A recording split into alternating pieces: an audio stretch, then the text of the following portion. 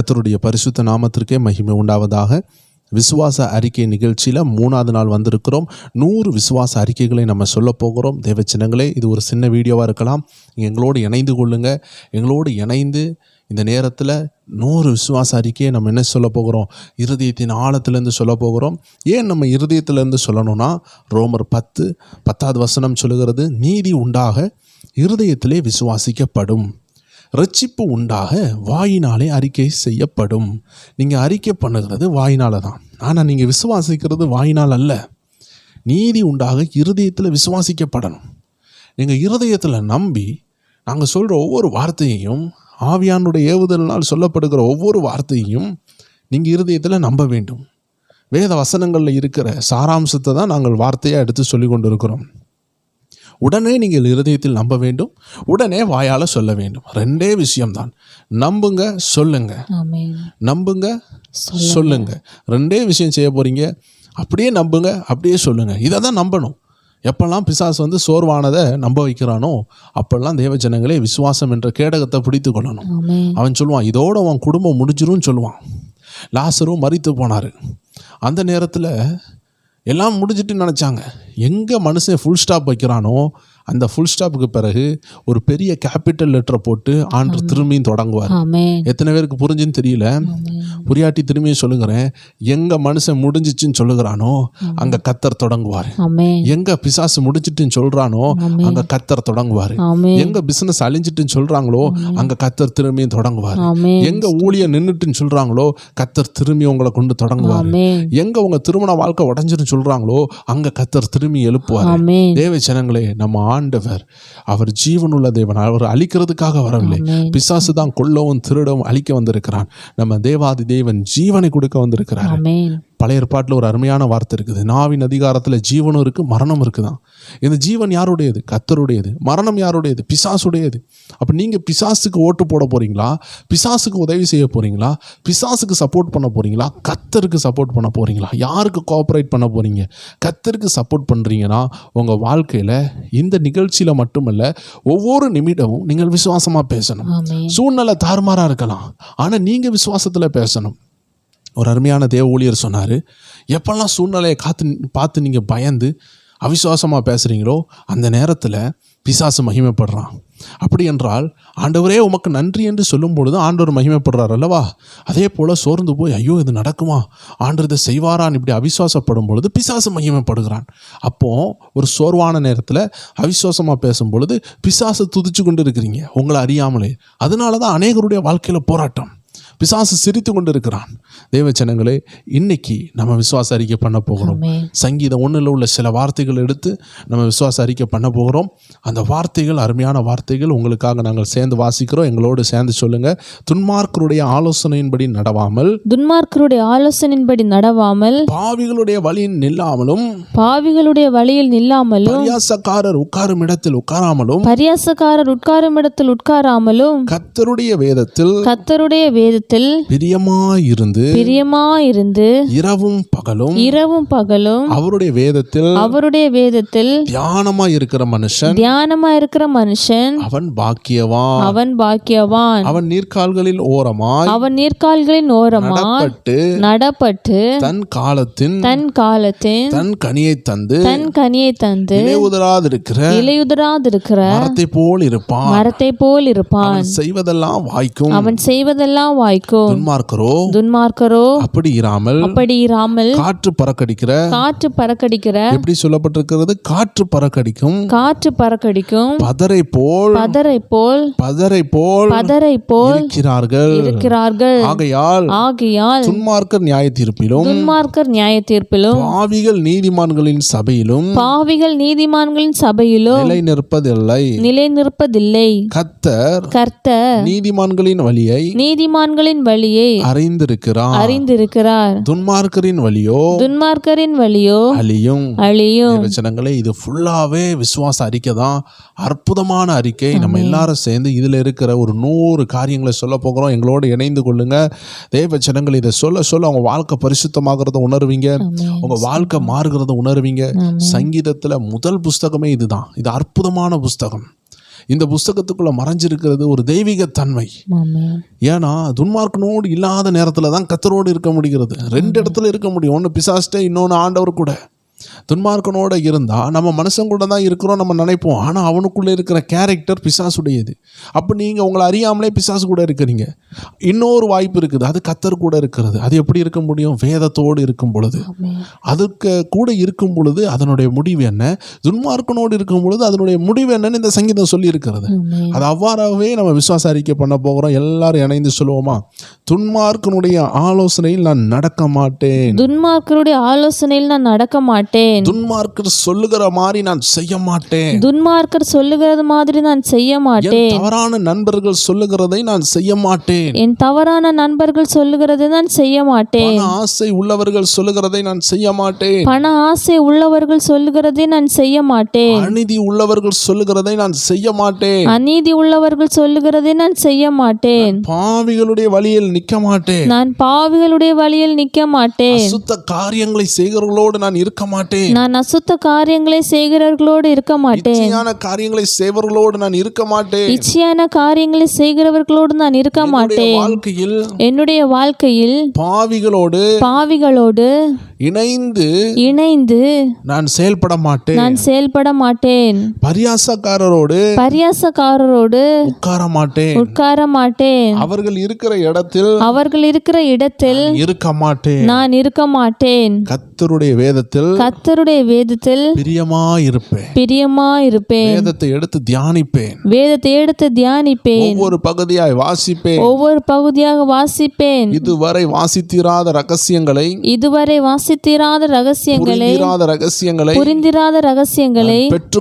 நான் பெற்றுக்கொள்ளுவேன். கடலின் ஆழத்தில் முத்தை எடுக்கிறது போல் வேதத்தின் ஆழத்தில் சென்று முத்துகளை எடுப்பேன். இரவும் பகலும் வேதம் என் தியானம். உலகம் அல்ல, உலக நண்பர்கள் அல்ல, செல்போன் அல்ல, டிவி அல்ல, உற்றார் உறவினர்கள் அல்ல, வேதமே என் தியானம். இரவும் பகலும் நான் அதை தியானிப்பேன். நேரம் கிடைக்கும் போதெல்லாம் தியானிப்பேன். தோணும் பொழுதெல்லாம் தியானிப்பேன். தேவனோடு பேசணும் என்று விரும்பும் பொழுதெல்லாம் தியானிப்பேன். இந்த சத்திய வேதமே என்னை பரிசுத்தப்படுத்தும். பாவமற்றவனாக மாற்றும். என்னை பாக்கியவானாய் மாற்றும். இந்த பரிசுத்த வேதம் பாதைக்கு தீபமாய் இருக்கிறது. என் பாதைக்கு வெளிச்சமாய் இருக்கிறது. இதையே நான் படிப்பேன். இரவும் பகலும் தியானித்து தேவனோடு உறவாடுவேன். அநேக ரகசியங்களை பெற்றுக்கொள்ளுவேன். பிசாசை ஜெயிக்கும் ரகசியங்களை பெற்றுக்கொள்ளுவேன். ஆழ்ந்து தியானிப்பேன். ஆவியின் வரங்களை பெற்றுக்கொள்ளுவேன். ஆவியின் கனிகளை பெற்றுக்கொள்ளுவேன். இரவு நேரத்தில் கர்த்தர் கற்றுத்தருகிற அறிவை பெற்றுக்கொள்ளுவேன். ஞானத்தில் வளருவேன். 10 மடங்கு வளருவேன். தானியேலைப் போல சாத்ராக் மேஷாக் ஆபேத்நேகோ போல 10 மடங்கு சிறப்பானவர்களாக நாங்களும் எங்கள் குடும்பமும் இந்த வேதத்தை தியானிக்கிறதுனால் மாறுகிறது. எங்களை கட்டி வைக்கிற சங்கிலிகள் ஞானமில்லாத தன்மைகள் பயங்கள் எங்க குடும்பத்தில் நல்ல பட்டதாரிகளை எழும்ப விடாமல் ஊழியர்களை எழும்ப விடாமல் நல்ல சிறந்தவர்கள் எழும்ப விடாமல் ஞானிகளை எழும்ப விடாமல் பொறுப்புள்ளவர்களை எழும்ப விடாமல் தடை செய்கிற எல்லா காரியமும் வேதத்தை தியானிக்கும் பொழுது உடையும் விடுதலையை பெறுவேன். நான் பாக்கியவானாய் இருப்பேன். வேதத்தை தியானிக்கிறதுனால் நான் பாக்கியவதியாய் இருப்பேன். வேதத்தை இரவும் பகலும் தியானிப்பதினால் என் குடும்பம் என் குடும்பத்தில் உள்ளவர்கள் என் குடும்பத்தில் உள்ளவர்கள் பாக்கியவான்களாய் இருப்பார்கள், பாக்கியவான்களாய் இருப்பார்கள், பாக்கியவதிகளாய் இருப்பார்கள். பாக்கியவதிகளாய் இருப்பார்கள். எல்லார் மேலும் எல்லார் மேலும் இந்த வேதத்தில் உள்ள ஞானம் இந்த வேதத்தில் உள்ள ஞானம் வெளிப்படும். வெளிப்படும். நான் நீர்க்கால்களின் ஓரமாய் நான் நீர்க்கால்களின் ஓரமாய் நடப்பட்டவனாக நடப்பட்டவளாக இருப்பேன். நீர்க்கால்கள் ஓரத்தில் இருக்கிற மரங்கள் நீர்க்கால்களின் ஓரத்தில் இருக்கிற மரங்கள் பசுமையா இருக்கிறது போல நானும் இருப்பேன். என் வாழ்க்கை இருக்கும். கர்த்தர் என்னை இருக்க பண்ணுவார். என் காலத்தில் என் கனியை தருவேன். நான் செய்ய வேண்டியதை செய்து முடிப்பேன். என்னை கொண்டு செய்து முடிக்க வேண்டியவைகளை கர்த்தர் செய்து முடிப்பார். யாரும் தடை பண்ண முடியாது. நான் என்னுடைய காலத்தில் கனியை கொடுப்பேன். நான் செய்வதெல்லாம் வாய்க்கும். நான் இலை உதிராதிருக்கிற மரத்தை போல் இருப்பேன். இலைகள் உதிர்ந்து போகிற ஒரு மரத்தை போல் அல்ல. பாதி வழியில் அழிந்து போகிற ஒரு நபரை போல் அல்ல. எல்லாவற்றையும் செய்து முடிக்கிற ஒரு நபராக இருப்பேன். என் குடும்பம் எழும்பும். என் தொழில் எழும்பும். என் வீட்டார் எழும்புவார்கள். எனக்குள்ளது கொடுக்கப்படும். எனக்குள்ள வாக்குத்தத்தங்கள் நிறைவேறும். நானோ கர்த்தருடைய வீட்ல நிலைத்திருப்பேன். கர்த்தர் நீதிமான்களுடைய வழியை அறிந்திருக்கிறார். அவர்கள் வழிகள் ஆசீர்வதிக்கப்படும். துன்மார்க்கருக்கோ ஆபத்தும் நீதிமானுக்கோ பாதுகாப்பு உண்டாகும். தேவனால் தேர்ந்தெடுக்கப்பட்ட கூட்டம் நீதிமான்களின் கூட்டம். நாங்களே அந்த கூட்டம். எங்களை நீதிமானாகிய இயேசுவின் இரத்தத்துக்கு நன்றி. எங்களை நீதிமானாக்குகிற ஆண்டவருடைய வார்த்தைக்கு நன்றி. எங்களை பலப்படுத்துகிற ஆண்டவருடைய வார்த்தைக்கு நன்றி. எங்களை கண்ணின் மணி போல பாதுகாக்கிற ஆண்டவருடைய வார்த்தைக்கு நன்றி. இலையுதிராதிருக்கிற மரத்தை போல் மாற்றுகிற ஆண்டவருக்கு நன்றி. அவருடைய வார்த்தைக்கு நன்றி. எப்பொழுதும் எங்களை பிரகாசிப்பிக்கிற பரிசுத்த ஆவியின் வார்த்தைக்கு நன்றி. எங்களை எழும்ப பண்ணுகிற ஆண்டவருக்கு நன்றி. எல்லா சத்துருக்களையும் மிதித்து போடுகிற வல்லமை தருகிற வார்த்தைக்கு நன்றி. நாங்கள் எழும்புவோம். நாங்கள் சாதிப்போம். எங்களால் செய்ய முடியாதுன்னு சொன்னதை எங்கள் தேவன் செய்து காட்டுவார். எல்லா தடைகள் உடைக்கப்படும். திருமண தடைகள் உடைக்கப்படும். குழந்தை இல்லாமைகள் மாறும். வீடு கட்ட முடியாத தன்மைகள் மாறும். தொழில் இல்லாமைகள் மாறும். நல்ல வேலை வாய்ப்புகள் உண்டாகும். வெளிதேசத்தின் பயணம் உண்டாகும். திருச்சபைக்கு போக முடியும். சபை கூடுதல் உண்டாகும். குடும்பத்தில் ரட்சிப்பு உண்டாகும்.